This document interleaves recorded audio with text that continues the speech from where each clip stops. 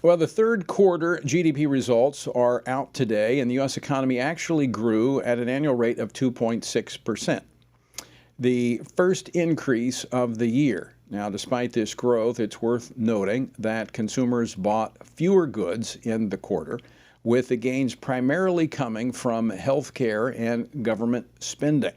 Now, after months of overseeing an economic train wreck, President Biden was really happy to talk about some positive numbers for a change. While we talked about earlier, he was in Syracuse. But with investment and consumer spending still stagnant, is this just a temporary blip? Well, joining me now to discuss this and more is Congressman Mike Johnson. He serves on the House Judiciary Committee and the House Armed Services Committee. He is the vice chairman of the House Republican Conference, one of the 7 elected leadership positions for Republicans in the House of Representatives. He represents the 4th District of my home state of Louisiana. Congressman Johnson, welcome back to Washington Watch. Hi, Tony. Great to be with you as always. So, Mike, your reaction to the GDP report and the president's remarks today? I think the president is a little bit out of touch. I think that they are engaging in a lot of misinformation. And I think the American people can see with their own eyes, they can feel it in their own family that the cost of living is unmanageable, that life is worse now than it was 2 years ago on every measurable category of well-being. And I think there's going to be a reckoning on November 8th. I think it's going to be a legitimate red wave because of all this.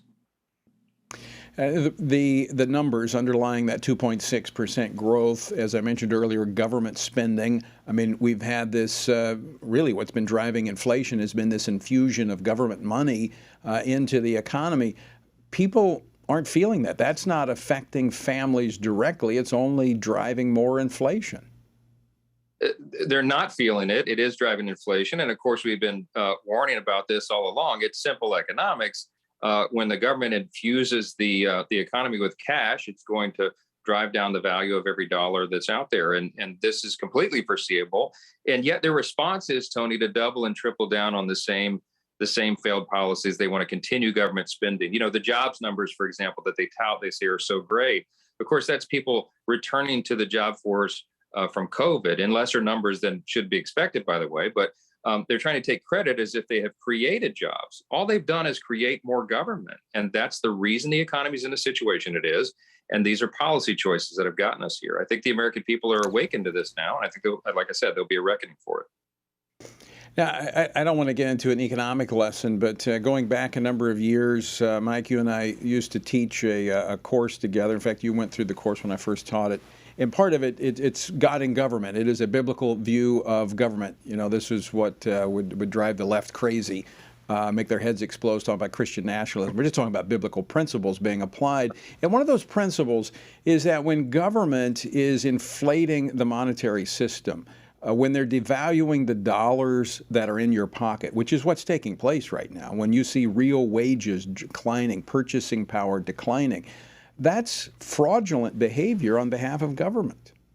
Yes, it's government engaging in activity that it was never authorized to engage in. The founders of this country believed in the idea of limited government because they knew individual freedom would be what would flourish if the government would get out of the way. They believed that the free market economy would thrive if the government would get out of the way. And yet, you know, the big government advocates of today's Democrats, they believe the government should control everything, that they should regulate everything, and they should pay for everyone's needs from cradle to grave. That is not what the government was designed to do or is supposed to do. Government's primary job, of course, is to preserve our God-given rights, but they have long since forgotten that on the Democrat side of the aisle. They keep continuing this charade, and that's what's gotten us in the situation we're in. All right, Mike, I want to switch gears. You're on the House Armed Services Committee. The Army failing to meet their recruitment goal, 25% short, 15,000 troops that represents. They're actually cutting their manpower. I want to play a clip of Secretary of Defense Lloyd Austin yesterday. I mean, they seem to be really on their heels about this, trying to convince Americans it's not as bad as it is. Play clip number 2, please. And we're confident that we've got the right defense strategy to tackle the challenges ahead and to defend the American people and to strengthen our outstanding all-volunteer force, and to safeguard the democratic values that are the soul of America. Have you seen those plans? I have not. The Secretary has been in front of our committee on armed services under oath a number of times over the last year or so. We've asked piercing questions about this. There's really no mystery as to why we are below our recruitment levels. There's really two factors. Number one, of course, it's their vaccine mandate, which defies all logic. They have effectively eliminated almost one half of the recruitment pool for all of our branches of the military. You're not eligible to enlist if you're an 18 to 24-year-old male, for example, who has not gotten the COVID vaccine. Well, guess what? About 40% of that demographic has not, and so they're out of the recruitment pool automatically off the top. It's insane to continue that policy, but this secretary will not retreat from it. In spite of our pleas. The other thing is, Tony, of course, that they've brought in this woke curriculum into the military academies. They're engaging in social policy experiments in the military. And, a lot of the young people look at that. They don't want any part of it. And so if they could reverse, again, their bad policy choices, we could fix this, I think, almost overnight. But they refuse to look at the objective facts. And so we continue to be in this crisis. By the way, at the worst possible time, our adversaries, China and Russia and Iran and North Korea, are showing big signs of aggression for the obvious reasons, because we are projecting weakness on the world stage. You're absolutely right. Weakness will attract a challenge. And by the way, just this recruiting deficit is the worst ever since the U.S. military became an all-volunteer force nearly 50 years ago. So this is quite significant. And you're absolutely right. It's a matter of connecting the dots, which they refuse to do. I want to go back just for a moment to the military issue, because the Secretary of the Army, she's been making a big deal about the recruiting shortfall.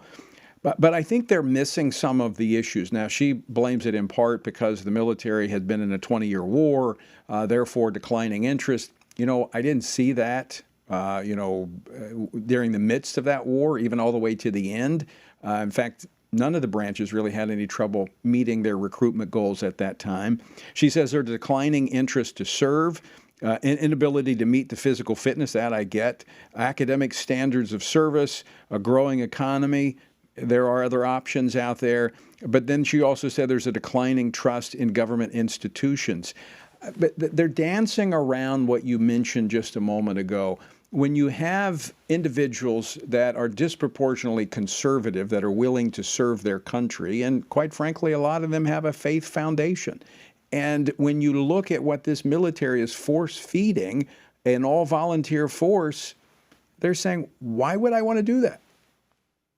That's exactly right. And I've heard this from people who are in that recruitment pool who say exactly that, Tony. It's not rocket science, and you don't need a study to determine what the causes are of the recruitment crisis that we're facing.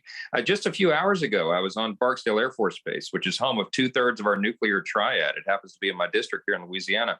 The Secretary of the Air Force was there. I met with our young airmen and those who are on the flight line. I mean, they're very enthusiastic about serving, but they will tell you privately that they're concerned about the direction, of where the military is headed, because they're using it for this sort of, experimentation, I think, for trying to change and advance these really partisan political policies. And no one wants any part of that. And again, the vaccine mandate is just very simply, I just think it is a ridiculous policy to pursue.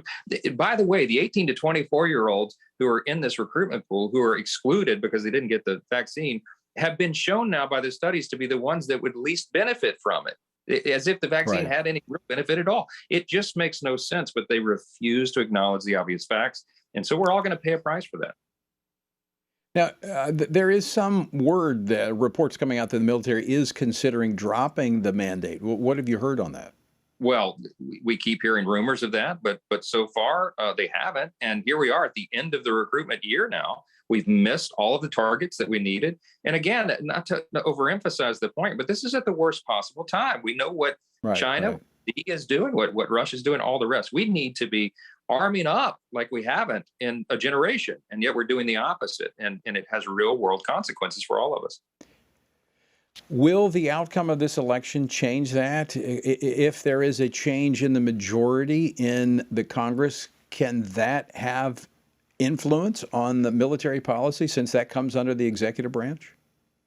Well, that's the problem is that we have a limited influence on that, limited oversight over those particular policies. We can ask lots of questions, we can draw the public's attention to it, but you need the commander in chief and the executive branch to acknowledge these things and make this the course correction. Look, I think, Tony, if we do have a large enough red wave and it becomes a red tsunami, as some pollsters are projecting right now, and what we instinctively feel will happen, there'll be a mandate there. I think maybe they may never see the light, but perhaps they'll feel the heat and they'll recognize that this is the wrong direction for the country and they need to make a change in some of these areas. I certainly hope that that's true. Well, I've been around long enough that I remember when Bill Clinton was president, and in the red wave that came in '94, he became a lot more conservative. Now, he was more conservative to begin with than we have in Joe Biden, but I think Biden may be forced to do some course corrections based upon the outcome of the November election.